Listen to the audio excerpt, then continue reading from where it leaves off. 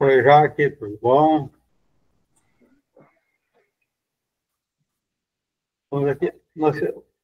O estudo passado foi o item 228, estou correto ou estou enganado? Não foi comentado Eu duzentos acho e que trinta. eu acho que agora é 230, porque o 229 foi bem comentado. Tá. É. Então tá bom. E bem questionado, né, Wilson? Sim. Bom, então vamos para o 230. É bem grande, até dá para dividir para duas pessoas ler, né? Então vamos começar com a dona. Bom, a dona Sandra está com o chimarrão ali. Então, a primeira parte é a Jaque, lê para nós, por favor. Daí, quando chegar lá, que vê que está mais ou menos na metade, passa para a dona Sandra continuar daí. O 230 foi lido o primeiro parágrafo, eu acho, né? Se não me engano. Mas agora começamos no início, daí a Jaque lê até a metade, mais ou menos, depois a dona Sandra continua a leitura para nós. Pode ser? Pode ser. 230. A seguinte instrução deu-nos sobre o assunto um espírito de quem temos inserido muitas comunicações. Já odissemos os médiuns apenas como tais, só secundária influência exercem nas comunicações dos espíritos. O papel deles é o de uma máquina elétrica que transmite os despachos telegráficos de um ponto da Terra a outro ponto distante. Assim, quando queremos ditar uma comunicação, agimos sobre o médium, como o emprego do telégrafo sobre o aparelho. Isto é, do mesmo modo que o tic-tac do telégrafo traça a milhares de léguas sobre uma tira de papel os sinais reprodutores do despacho, também nós comunicamos por meio do aparelho mediúnico, através das distâncias incomensuráveis que separam o mundo visível do mundo invisível, o mundo material do mundo carnal, o que vos queremos ensinar. Mas assim como as influências atmosféricas atuam, perturbando muitas vezes as transmissões do telégrafo elétrico, igualmente a influência moral do médium atua e perturba, às vezes, a transmissão dos nossos despachos de além-túmulo, porque somos obrigados a fazê-los passar por um meio que lhes é contrário. Entretanto, essa influência, a miúde, se anula pela nossa energia e vontade, e nenhum ato perturbador se manifesta. Com efeito, os ditados do alto alcance filosófico, as comunicações de perfeita moralidade são transmitidos algumas vezes por médios impróprios a esses ensinos superiores, enquanto, por outro lado, comunicações pouco edificantes chegam também, às vezes, por médios que se envergonham de lhes haverem servido de condutores. Em tese geral, pode afirmar-se que os espíritos atraem espíritos que lhes são similares e que raramente os espíritos das Pleiadas elevadas se comunicam por aparelhos mal condutores, quando têm à mão bons aparelhos mediúnicos, bons médiuns, numa palavra. Os médiuns levianos e pouco sérios atraem, pois, espíritos da mesma natureza. Por isso é que suas comunicações se mostram cheias de banalidades, frivolidades, ideias truncadas e, não raro, muito heterodoxas, espiriticamente falando. Certamente podem eles dizer, e às vezes dizem, coisas aprováveis, mas, nesse caso, principalmente, é que um exame severo e escrupuloso se faz necessário, porquanto, de envolta com essas coisas aproveitáveis, espíritos hipócritas insinuam com habilidade e preconcebida perfídia fatos de pura invencionice, asserções mentirosas, a fim de iludir a boa-fé dos que lhes dispensam atenção.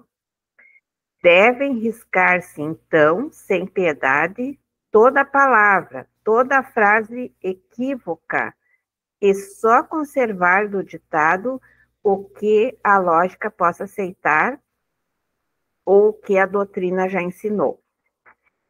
As comunicações desta natureza só são de temer para os espíritas que trabalham isolados, para os grupos novos ou pouco esclarecidos, visto que nas reuniões onde os adeptos estão adiantados e já adquiriram experiência, a gralha perde o seu tempo a se adornar com as penas do pavão.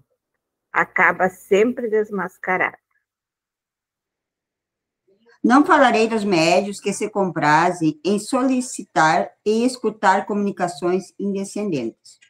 Deixemos que se comprazam na sociedade dos espíritos cínicos. Aliás, as comunicações dessa ordem procuram elas mesmas a solidão e o isolamento.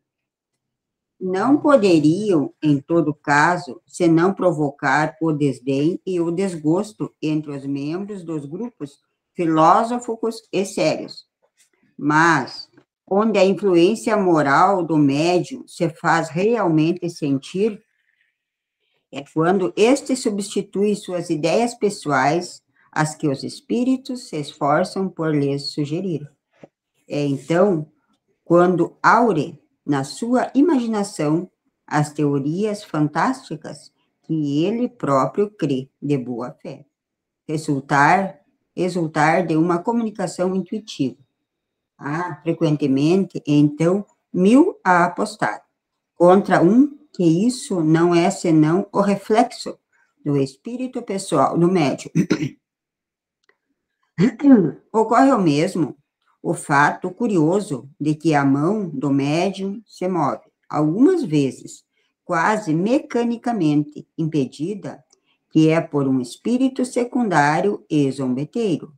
É contra essa pedra de toque que vem se quebrar as imaginações ardentes, porque arrastados pelo entusiasmo de suas próprias ideias, pelo falso brilho de seus conhecimentos literários, os médiuns desconhecem o modesto ditado de um sábio espírito e, abandonando a presa pela sombra, o substituem por uma parafrase pomposa.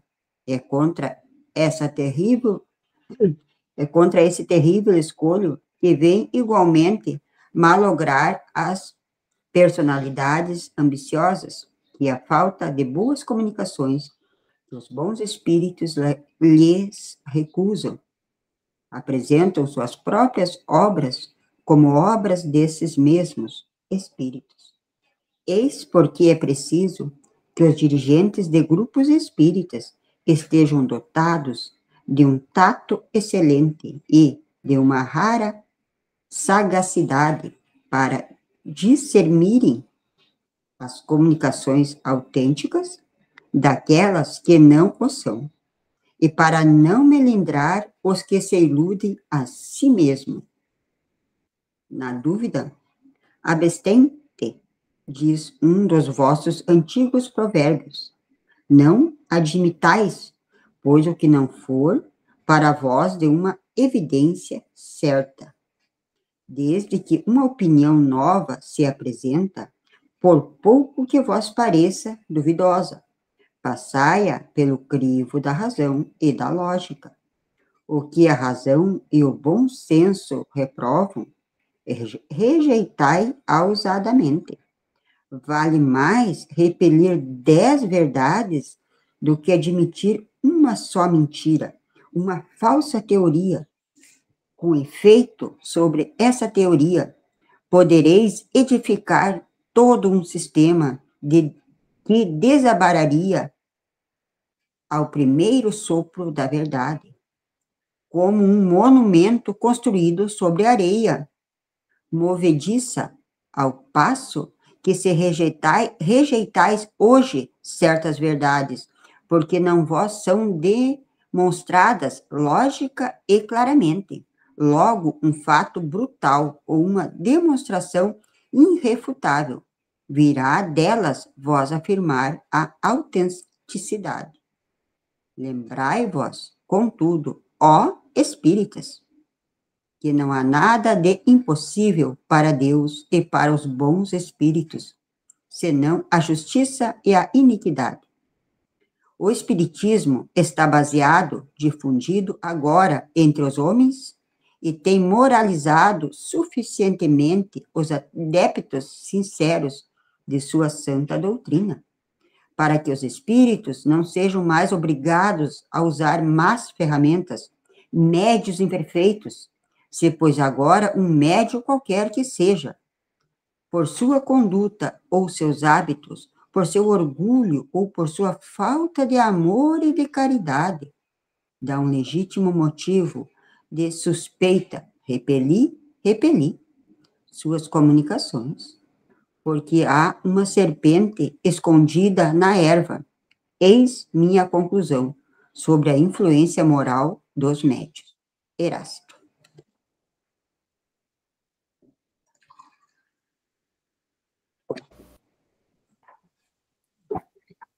Vemos aqui que um texto que parece um pouco longo, relativo aos outros itens aqui, mas também bem profundo, com bastante assunto para conversar sobre ele, né? Então, e de grande importância para todos aqueles que trabalham mais ostensivo com a mediunidade, e não deixa também de ter importância no dia a dia de cada um, porque a influência, a mediunidade, a gente costuma dizer que a pessoa tem sempre, não é só na hora de uma reunião mediúnica. E a influência moral do médium, atraindo os espíritos, então, essa comunicação, esse intercâmbio, essa interferência do mundo espiritual com o mundo material e vice-versa, acontece também no nosso dia a dia. Então, é aí a importância de nós nos conscientizarmos, de nos mantermos com a moral elevada, com os pensamentos elevados, para estar sempre, então, rodeados de espírito através das nossas simpatias, atrair espíritos bons, permitir o intercâmbio do nosso espírito protetor, que muitas vezes, pelo nosso desvio de pensamento, deve estar gritando em volta de nós e a gente não, já nem se fala em ouvir, a gente não consegue nem intuir o que ele está nos dizendo por falta de sintonia. Então, acho que é por aí, no geral, que nós temos esse assunto de hoje, aqui, desse item aqui, muito importante para nós comentar. E cada um agora coloca suas colocações, o que achou mais importante, alguma dúvida, um esclarecimento maior, aprofundamento sobre o assunto, pode colocar.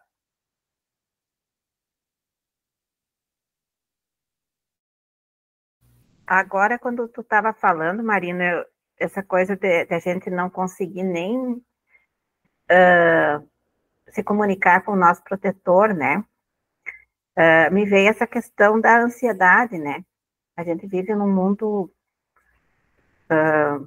com muita ansiedade em função de todas as questões que a gente vem aprendendo e toma conhecimento, né? Muita informação. E me parece que, claro, aqui o tema é sobre a questão de manter da moral, né, do médium, enfim, mas me veio essa intuição agora da questão da ansiedade, né, que como esse mundo ansioso que a gente vive, principalmente os mais jovens, né, cada vez mais a gente ouve falar em ansiedade, a gente não ouvia quase falar isso quando eu era criança, não que a gente não fosse ansioso, né, mas então, assim, me parece que a ansiedade é uma coisa que atrapalha muito, né, atrapalha muito Imagino que para um médium ostensivo deve ser bem complicado também, né? Não sei, porque não acredito que porque tu é um médium ostensivo, tu não vai ter ansiedade, né? Então, me veio esse questionamento, até porque eu sou uma pessoa extremamente ansiosa e me trato para ansiedade, né? Com certeza. E também, quando eu estava falando agora, eu lembrei de um caso que até para ti fica fácil de dar o retorno, talvez o Wilson também, porque a gente trabalhava numa área semelhante. Um caso que aconteceu de trabalho, uma colega, eu estava fazendo um trabalho com urgência, com uma coisa que precisaria, e de repente deu um problema ali no sistema de informática ali, e tudo ia naquela ansiedade, ficou, mas logo agora, não sei o que, pegou o telefone, ligou para a informática, quando atendeu, dava assim, o pá, dizendo assim, daí o rapaz da informática lá deixou ela falar um pouquinho, quando ela deu a primeira respirada, ela, para, respira agora. Daí depois, agora me explica calmamente, porque eu não pude entender nada. Quantas vezes o professor está dizendo, para, respira. O problema é que a gente não ouve, para depois falar com calma. Então, se a comunicação entre nós aqui, com a ansiedade, com certa, já é difícil, imagina entre nós, com as barreiras naturais que tem do intercâmbio, assim, eu imagino que deve acontecer mais ou menos semelhante algumas vezes assim também.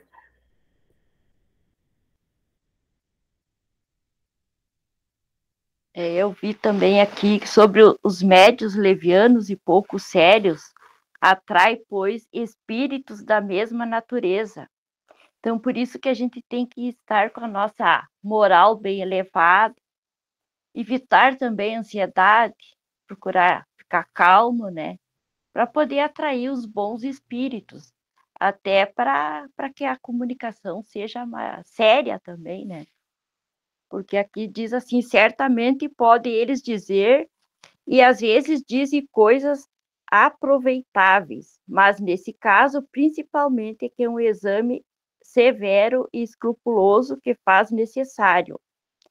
Em volta, essas coisas aproveitáveis. Então, para ser uma comunicação aproveitável, a gente tem que estar bem consigo mesmo, com um pensamento elevado, com a moral elevada, né, para que consiga dar uma boa comunicação que seja aproveitável também. É o que eu penso, que eu li aqui esse parágrafo, que eu achei importante.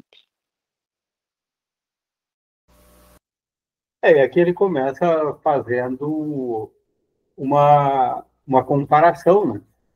Que o médium é um aparelho, ele tem um papel secundário na matéria da comunicação, embora importante. Assim, ele usou a comparação com o telégrafo, o meio de comunicação usual da época da redação do livro, né, então, na época de Kardec. Se ele estivesse escrevendo hoje, talvez ele ia usar outro meio de comunicação mais usual para nós, mas então ele faz toda essa comparação. Claro que para ver uma comunicação, a importância que tem o telégrafo. Então, tem uma importância o médium, só que o conteúdo, quanto ao conteúdo, ele é secundário. E como se ele disse que há certos intempéries, certas dificuldades materiais, criam o ruído, criam a dificuldade da comunicação, assim também acontece com o médium.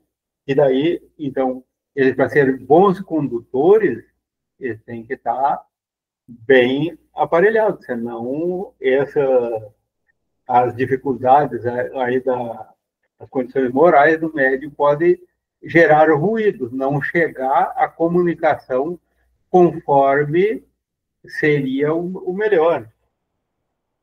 E quando o médium não está bem elevado, então os espíritos inferiores têm a facilidade de se comunicar. Aqueles, como eu dizia ali, os hipócritas, que têm a habilidade para transmitir as ideias, então, que deve sempre ser observada diante da lógica doutrinária, pelo conhecimento que a gente tem, o estudo, a importância, o cuidado que tem que ter os médios iniciantes para ter esse conhecimento, ter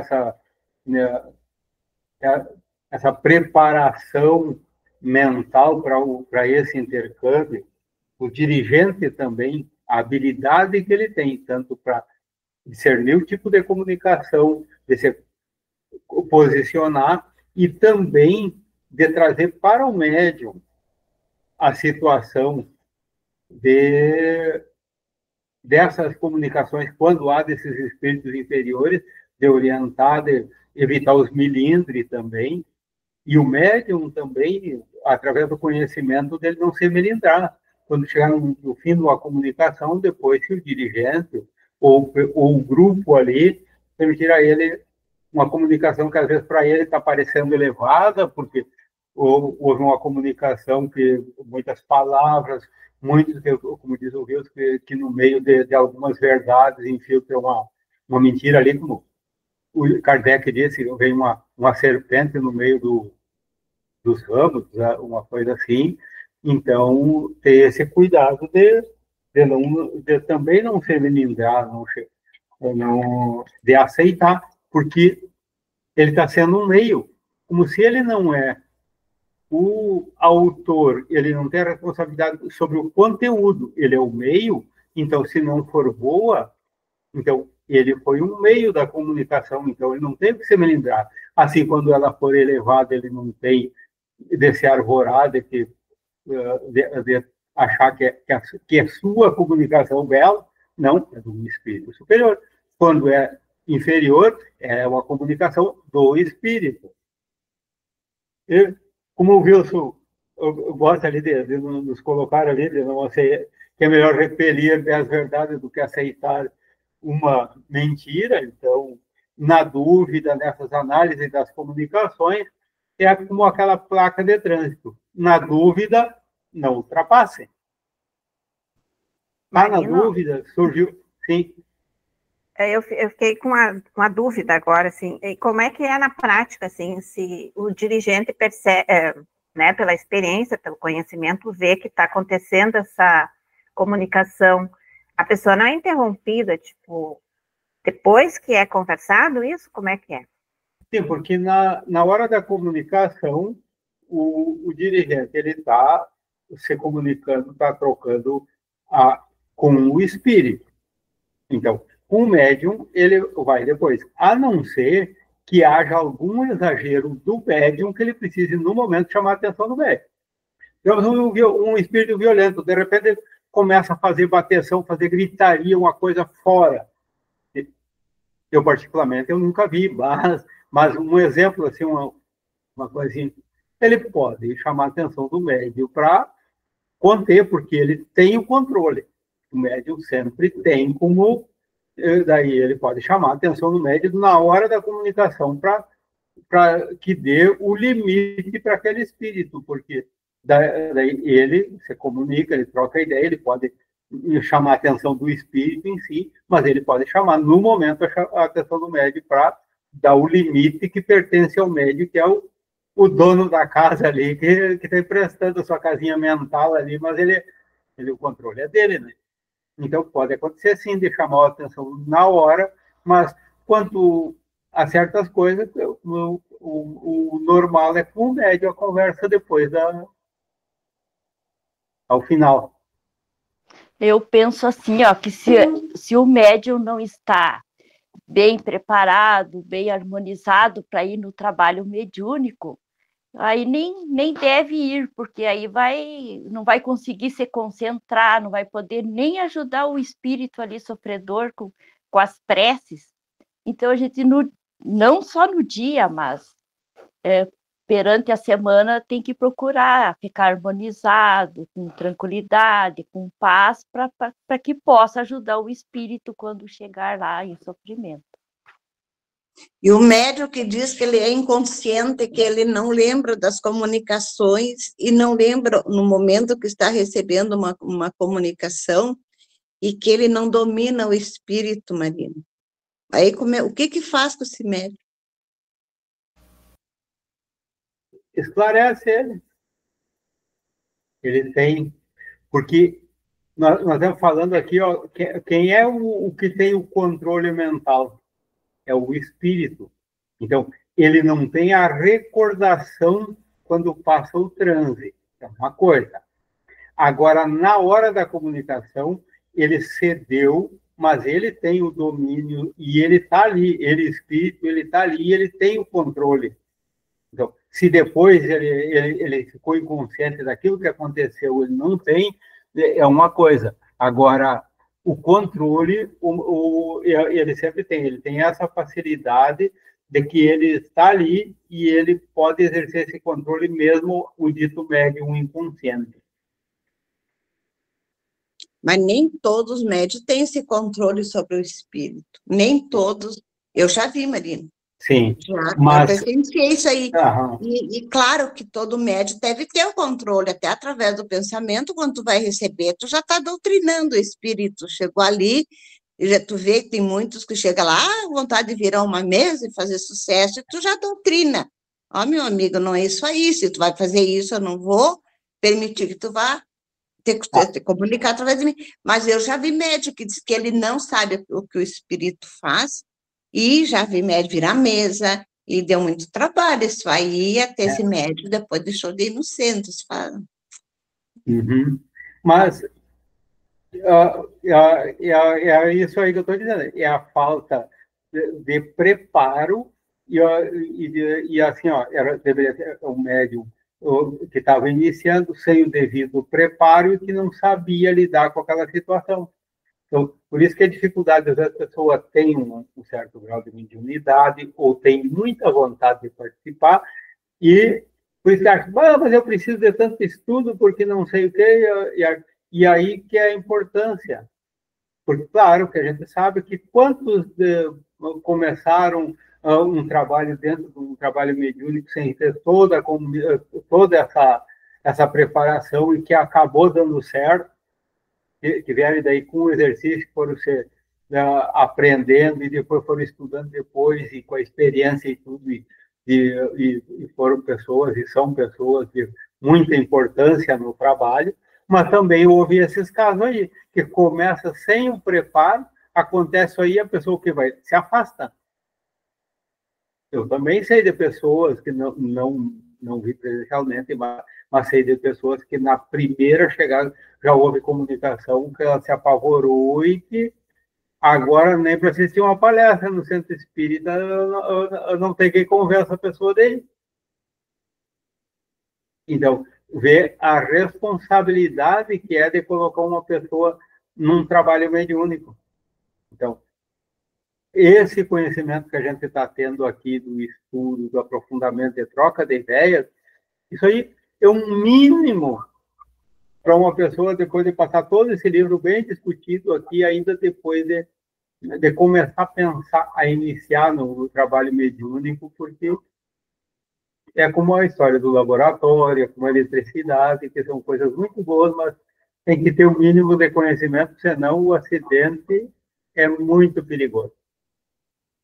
Já falei demais do meu tamanho hoje. Não é o mínimo, tem que ter bastante, Marina. Isso é uma coisa que eu sempre questionava, e acho que tu sabe disso, que a curiosidade é todo mundo quer ir para uma mesa mediúnica. E sempre, porque fulano já pode. Gente, não se apure, porque não é assim a coisa. E outra coisa, a pessoa já tem um pouquinho de conhecimento e já quer ir direto para a mesa. Fique lá numa segunda corrente, fica lá assistindo, se harmonizando com os espíritos da casa, né?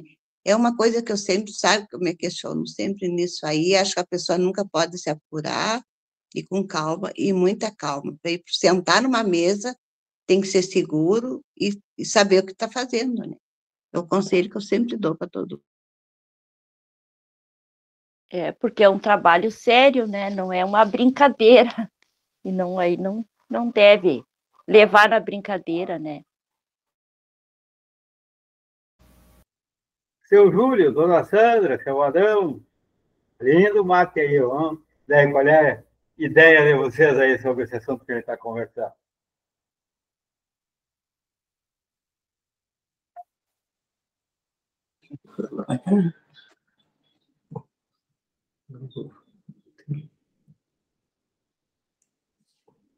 O que a senhora achou, Carlos?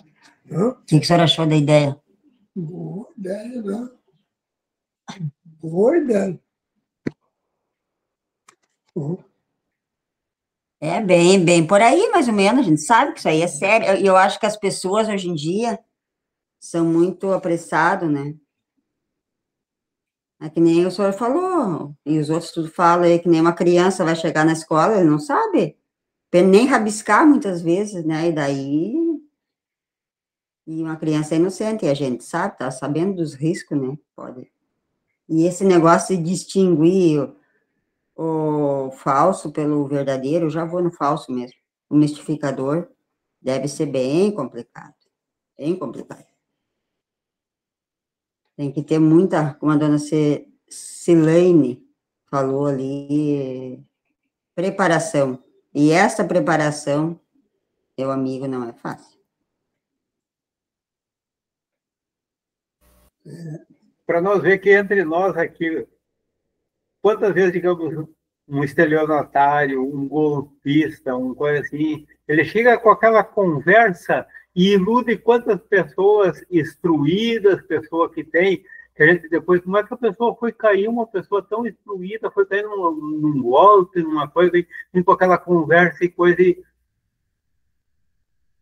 E no lado espiritual não tem essas pessoas que eram assim e que estão hoje fora do corpo e que vêm nos aplicar os golpes? É mais ou menos assim. Chego com uma conversa muito fácil, muito dizendo aquilo que a gente gosta de ouvir, tenho essas habilidades da palavra, depois quando vê a gente está entrando facilmente, se não tiver uma boa atenção, um bom discernimento, então, que não é simples. Claro que tem aqueles que nem aqui desencarnados, tem aqueles que são mais, que querem aplicar e tudo, mas são mais simplórios, eles fazem 2, 3 palavras e a gente já está vendo que eles estão, que tá mentindo. Agora tem uns que, olha, precisa de muita atenção, porque senão a gente está comprando gato por lebre. Posso começar a falar? Eu digo começar, porque esse material aqui é bem interessante. Talvez o mais importante deste livro, no meu ponto de vista, a respeito da importância de estarmos bem preparados para essa tarefa, porque assumir um papel dentro de uma atividade mediúnica tem que estar preparado. A dona Sandra falou que é como uma criança que chega na escola e não sabe nem rabiscar. Tem muita gente que faz isso. Adentra um grupo mediúnico com faculdades patentes, ostensivas, mas descontroladas. E daí todos esses comentários que foram feitos aqui de pessoas que não têm controle e que viram mesa. Como assim viram mesa? Ela vira mesa inconsciente ou é do subconsciente dela que dá vazão à expansão da vontade de um espírito perturbador? Porque isso acontecendo numa sessão mediúnica perturba de uma forma tal que prejudica substancialmente uma atividade destas. Então tem que ter controle. E para isso tem que ter o preparo. Aqui, mas nós paramos no encontro passado, nós vimos ver quantos parágrafos, alguns parágrafos, né? E eu marquei onde nós paramos. Eu não vou abordar aquilo que já foi abordado. A única coisa que me chamou a atenção foi quando a Jaque falou ali no parágrafo último abordado, no último encontro. Ela falou espírito das Pleiades, e daí ela viu que no texto está Pleiadas. E eu também achei estranho Pleiadas. E aí fui olhar na internet o que é Pleiades e o que é Pleiadas. E não encontrei Pleiadas. Então é um erro na grafia, talvez na impressão. Quem fez isso foi Guilherme Ribeiro na época, né? E aqui Pleiades, também conhecidas como um aglomerado estelar, M45. São um grupo de estrelas visíveis a olho nu, especialmente em noites escuras e sem poluição luminosa. Elas são facilmente identificáveis como uma nuvem de estrelas no céu, com destaque para as 7 estrelas mais brilhantes. Então isso aqui, na verdade, é um simbolismo do que representariam esses espíritos.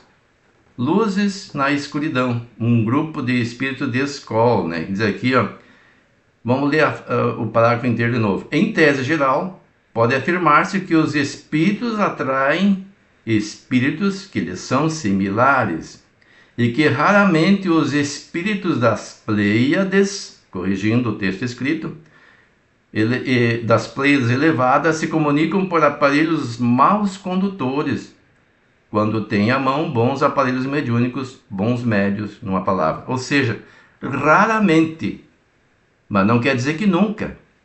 Eles sempre procuram os médiuns mais bem preparados para transmitir as suas informações, e esses espíritos não trazem comunicações levianas, são sempre de cunho elevados. São com o objetivo de esclarecer e de auxiliar. Então eles procuram os médiuns mais bem preparados, mas raramente pode utilizar médiuns não tão bem preparados, ou seja, quando não há um outro disponível. Nós abordamos isso também no último encontro. E prosseguindo aqui, depois eu destaquei alguns pontos. Os médiuns levianos e pouco sérios atraem, pois, espíritos da mesma natureza. O que quer dizer? Aqui foi comentado, vamos ver quem falou para o Marino, né? Diz que isso também funciona no dia a dia, né? Foi o Marino. A influência moral do médium acontece no dia a dia. Porque, não, eu não me preocupo no dia a dia, e aí vou para uma sessão mediúnica, e naquele dia eu faço uma higiene mental, eu faço uma vigilância. Será que isso é suficiente? Que tipo de espíritos vamos atrair? E então é importante que a pessoa faça um esforço. Vai atingir a perfeição de imediato? Não, é impossível.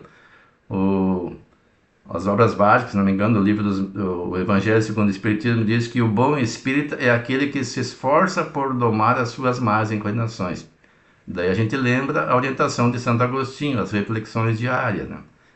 A oração para pedir forças para continuar acertando e corrigir os erros. É assim que a gente vai atrair os bons espíritos. E prossegue. Por isso é que suas comunicações se mostram cheias de banalidades, frivolidades, ideias truncadas e não raro muito heterodoxas, espiriticamente falando. O que são heterodoxas? A gente lê um texto e não pensa no significado da palavra. É a opinião que se distancia das crenças principais, questiona as ideias estabelecidas. Ou seja, um médium desta categoria, ou seja, um mau médium, pode trazer uma ideia, entre aspas, nova, que vem se chocar com os princípios da doutrina. Por isso, a nossa federação aqui no Rio Grande do Sul adota o critério de fazer uma análise das obras que vai veicular. Obras já publicadas e já veiculadas, às vezes até em outras federações. Mas nós aqui, mesmo aquelas que a própria Federação Espírita já veicula, nós fazemos análise para depois de avaliada ou não, ser permitida a sua comercialização dentro do movimento espírita gaúcho. Isso é um critério muito importante, e aqui, esse item 230 deve ser bastante observado. Mais adiante, as comunicações dessa natureza são só de temer para os espíritas que trabalham isolados. Ou seja, aqueles espíritas que não participam das reuniões da UME, ou pelo menos os diretores da casa não participam, que não participam das reuniões da federativa, das regionais, e adotam posturas particulares ou de pequenos grupos de forma isolada. Para os grupos novos ou pouco esclarecidos, vistos que nas reuniões onde os adeptos estão adiantados e já adquiriram experiência, a gralha perde o seu tempo a se adornar com as penas de pavão. Acaba sempre desmascarada. O que seria essa gralha com as penas de pavão? É um bicho que não é muito bonito, mas vai se enfeitar com as penas de pavão, querendo demonstrar ao grupo aquilo que não é. e vai perder o seu tempo num grupo esclarecido. Já um grupo menos esclarecido, esse que se isola e que acha que é dono da verdade, pode acabar sucumbindo. Depois um outro que eu anotei aqui. Onde, porém, a influência moral do médium se faz realmente sentir é quando ele substitui, pelas que lhe são pessoais, as ideias que os espíritos se esforçam por lhe sugerir, e também quando tira da sua imaginação teorias fantásticas de boa fé julga resultarem de uma comunicação intuitiva. É de apostar-se então 1000 contra 1 que isso não passa de reflexo do próprio espírito do médium. O que está dizendo aqui? Às vezes, de boa fé, o espírito coloca na comunicação verbal ou escrita uma opinião própria, uma ideia sua, e acha que é intuitiva. Aqui é na comunicação intuitiva, aquela que vem a ideia e a pessoa escreve. E isso é uma grande dificuldade, porque um critério exagerado também de censura faz com que a pessoa não dê nenhuma comunicação intuitiva. Que é o meu caso, eu sou muito exagerado na autocensura, né? Só nas palestras. Nas palestras eu sinto que muita coisa que eu digo, às vezes eu nem planejava dizer. São coisas que eu conheço, mas não pensava, e na hora vem. Mas nas sessões mediúnicas, não. Eu comecei dando comunicações nesse sentido, quando eu comecei o trabalho mediúnico em Passo Fundo, depois acabei bloqueando por causa dessa censura exagerada também. Tem os dois lados da moeda, né? Mas é bem preocupante quando a pessoa não tem um mínimo de censura. Eu prefiro agir assim, a incorrer no erro de colocar numa comunicação intuitiva aquilo que é meu e não dos espíritos.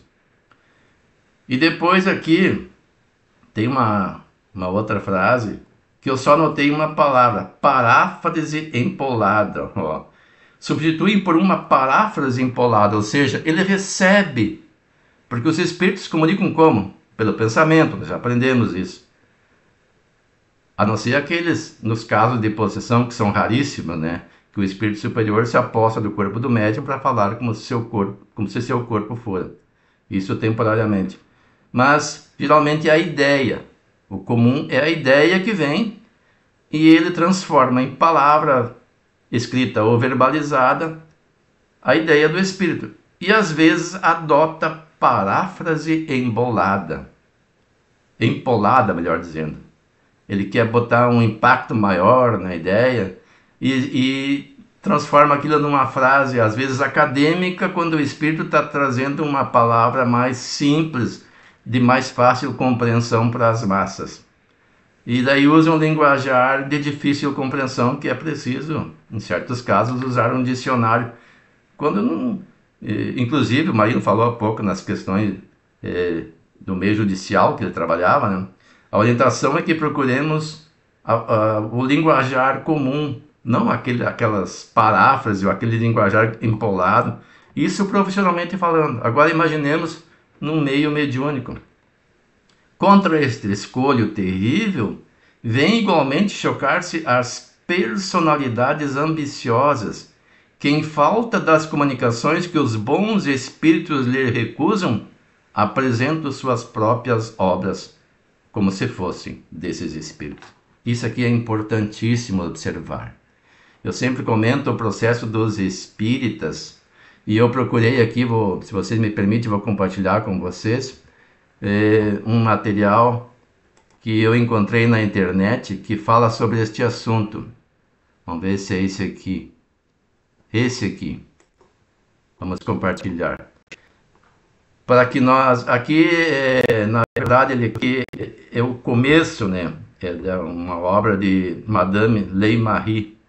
Eu vou pegar só o comecinho, claro que seria impossível eu ler o livro todo aqui, né? E aí recomendo que façam a leitura deste livro. E aqui no resumo, ela diz assim, ó: a presente obra constitui-se em um documentário histórico sobre o triste processo instaurado contra os espíritas, ocorrido no ano de 1875 em Paris. Eu vou ler na minha linguagem portuguesa, porque não sei ler francês, né? quando o diretor da revista espírita Pierre Gaëtan Leymarie foi julgado e condenado sob a falsa acusação de publicar fotografias fraudulentas de espíritos desencarnados. Aqui é a opinião dela. Na verdade, não foi falsa. Ele, de fato, publicou. Era falsa. Eu vou resumir aqui a história. A publicação era falsa. Ele não sabia que era falsa. Vamos ler um pouquinho mais do texto para depois comentarmos. Ao longo da narração... Tem uma coisa que está me atrapalhando aqui. Ao longo da narração, o leitor perceberá que o objetivo indisfarçável do processo era atingir o momento espírita através da condenação do homem que à época ocupava a posição de destaque no movimento espírita francês. Mesmo com a condenação de Leymarie, o espiritismo saiu vitorioso desse episódio lamentável, mas permaneceram importantes lições extraídas dos fatos ocorridos. Ela está dizendo aqui que o espiritismo saiu vitorioso. Também digo que é a opinião dela, que se nós formos olhar o espiritismo na França, não é nem perto do que foi ao tempo de Allan Kardec. Houve um prejuízo, sim, expressivo. Tanto que hoje muita gente lá prefere dizer-se espiritualista a dizer-se espírita. Mas vamos ver as lições que permanecem. Servem de alerta aos espíritas sobre as graves consequências que podem advir da mediunidade remunerada e das fraudes mediúnicas. Demonstra a necessidade do preparo intelectual e moral dos médiuns contra as más influências das inteligências malévolas, tanto do nosso plano material como do espiritual. Esse alerta é importantíssimo. Ainda retornando, que eu estava dizendo que, de fato, houve uma comunicação que não deveria ter sido feita, porque havia um médium nos Estados Unidos que fotografava manifestações de efeitos físicos. Já falei isso várias vezes, vocês devem ter lido também, só para revisar. E essas... Sim? Wilson, só te avisar aqui, ó, faltam uns 5 minutos aí para você adequar aí, senão daqui a pouco tu tem... Sim, eu estou observando... Tá bom. Eu estou observando ali ao pé da página. E daí, essas fotos eram publicadas nessa revista. E eram pagas ao médium. Aí está a questão da remuneração do trabalho mediúnico. E aquele médium viu que aquilo era uma fonte de renda. Mas como ele nem sempre conseguia, e a publicação era periódica, eu não me lembro com que período que era feita, mas às vezes ele não conseguia, e para não perder a renda ele forjava. E os franceses, que estavam de olho em qualquer vacilo do movimento, para combater o movimento espírita, se aproveitaram e criaram esse processo. O julgamento, segundo a história, pelo menos na visão espírita, não foi um julgamento justo, mas aconteceu que Leymarie foi condenado, cumpriu prisão. Depois, mais tarde, compreenderam que ele era inocente, mas o estrago estava feito. Então é importante que nós observemos, e depois aqui tem essa questão do Erasto, ele diz assim: melhor é repelir, isso eu sempre falo, 10 verdades do que admitir uma única falsidade, uma só teoria errônea.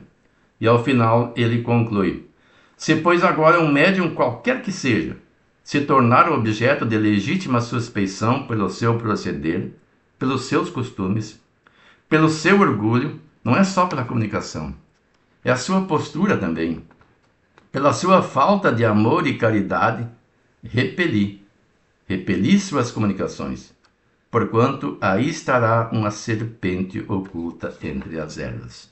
Então fica esse alerta para todos nós que estudamos o Espiritismo para colocá-lo em prática no dia a dia.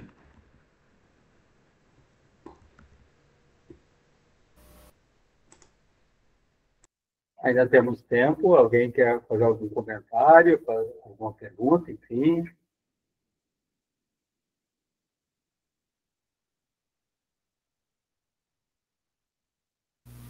Wilson, depois tu poderia deixar o nome dessa obra aí para a gente poder...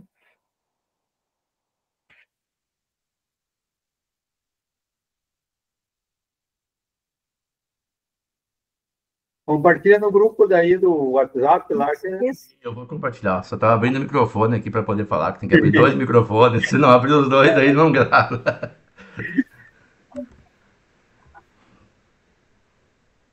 Eu acho que ficou tudo bem explicadinho. Como diz nosso amigo lá de Santiago, trocou tudo para o miudinho.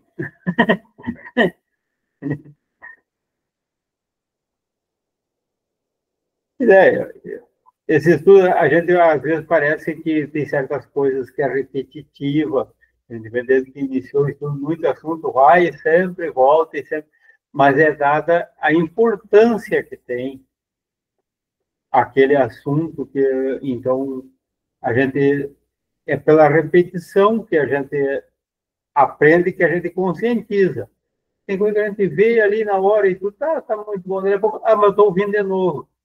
Sim, mas aquilo que a gente está ouvindo várias, repetidamente, às vezes, quanto a gente vai ter que ouvir ainda, até a gente, porque a gente tem que primeiro, a gente lê, a gente fica crente, a gente acredita, depois a gente vai ficando ciente, a gente já consegue entender, agora até ficar consciente de usar aquilo ali, leva um tempo. Então, e na escrita do livro, o que parece repetitivo ali é porque é muito importante. Então, justamente, ele vem repetidamente sendo de um ponto de vista, daqui a pouco no outro assunto ele volta, parece que volta no mesmo, mas é um objetivo didático e pedagógico que tem ali para a nossa compreensão e a importância que tem.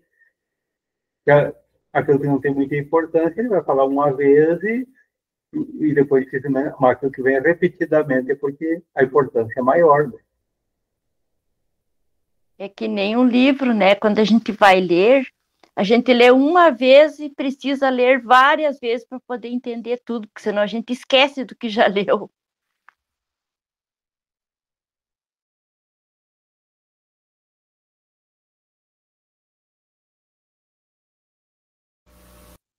Chegamos ao horário de encerrar, mas tudo bem proveitoso, embora no número mais reduzido, porque vai com o feriado do Dia das Mães, um dia muito importante dentro das famílias, a gente compreende a necessidade que há desses laços de famílias de aproveitar, como Dia das Mães é todos os dias, então a mãe merece sempre todo a reverência todos os dias, mas como tem um dia especial, é normal que a gente volte a seguir, então, e aqueles que têm a oportunidade, que ainda estão com a mãe por perto e tudo, é louvável, que não adianta aqui nós reunir para estudar a teoria e muitas vezes é preciso colocar na prática.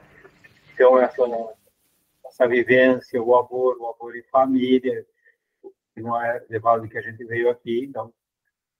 E aqueles também que hoje temos as mães mais distantes ou perto, mas invisíveis, também que dirijamos nosso pensamento a essa pessoa que vem representando no nosso meio o amor maior que nós conhecemos.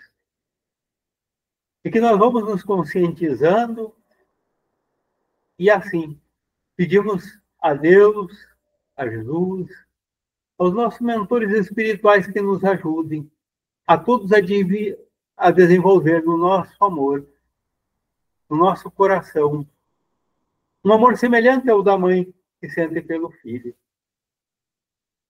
mas que possamos desenvolver um amor semelhante a esse a todos os nossos irmãos de caminhada. Que tenhamos um pelos outros um amor de mãe.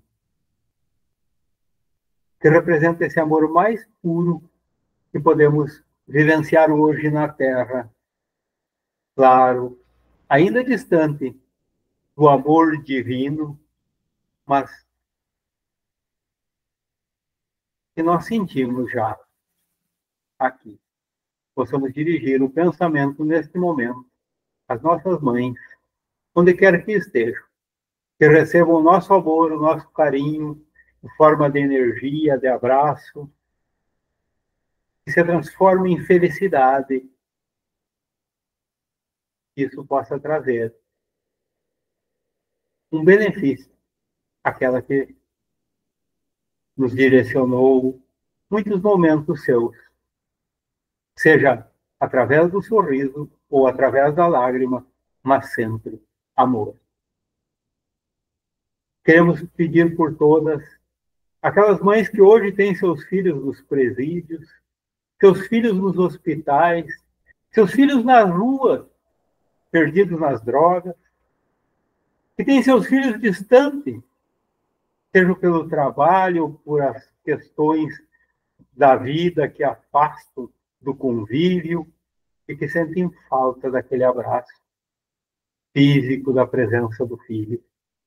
Aquelas mães que já tiveram um filho voltando à pátria espiritual e que sentiram aquela dor imensa e que ainda vivem essa dor. Que possam receber dos mentores espirituais o consolo para entender que não há perda e não há morte, apenas uma continuação. Todos nós, neste dia dedicado às mães, possamos direcionar nossas preces, nossos bons pensamentos, e levar a todos aqueles que cumpriram também nas nossas vidas o papel de mãe que nos direcionaram esse amor. Sejam eles aqueles parentes, aqueles até vizinhos, professores, que muitos, os cônjuges, que muitas vezes direcionam um amor semelhante ao de mãe, e que em algum momento assumem o papel de mãe em nossas vidas, com esse amor tão imenso que nos faz tão felizes, tão agradecidos nesse momento. E assim, temos a certeza que estamos e continuaremos bem amparados, em nome de Deus e de Jesus, damos por encerrado o nosso encontro de estudo de hoje. Que assim seja. Que assim seja. Uma boa semana a todos. Marino, só um pouquinho aí. Feliz estado com vocês. Marino, sim. Só um pouquinho aí. Nós temos um encontro regional. Tô ouvindo uma música, você de onde? Eu tô ouvindo também. Nós temos um encontro regional em Cruz Alta e vai ser num domingo. Como é que fica daí a nossa atividade? Eu acho que vai ser dia 25, né? Então, eu acho que próximo, naquela semana, no início da semana, eu vou colocar ali no grupo ali, ver o número de participantes. Daí vai depender disso, se o número de pessoas que vai e que não vai no estudo. Tu não vai? Eu ainda estou pensando, ainda estou em dúvida ainda também. Eu faz tempo que não participo, e nós estávamos falando aqui do isolamento, né? Daí me ocorreu da necessidade de participar. Não, primeiro fica o convite para o pessoal aqui para ir. Uhum. Então, aí depois vamos ver. Porque não é a minha presença, não é. Então, se tem um número bom, sempre alguém coordena, o grupo sai. Eu mesmo estando lá, eu abro a live, eu fecho depois, e não é problema, coloco para gravar e tudo, então não vejo possibilidade. Nós tendo quórum, o estudo sai. Tá, perfeito. Então, tá. Todos felizes e abençoado Dia das Mães a todos vocês. Obrigada, igualmente. Valeu. Obrigada, igualmente. A todos. Bom domingo. Feliz Dia das Mães, as mães. Da mesma forma.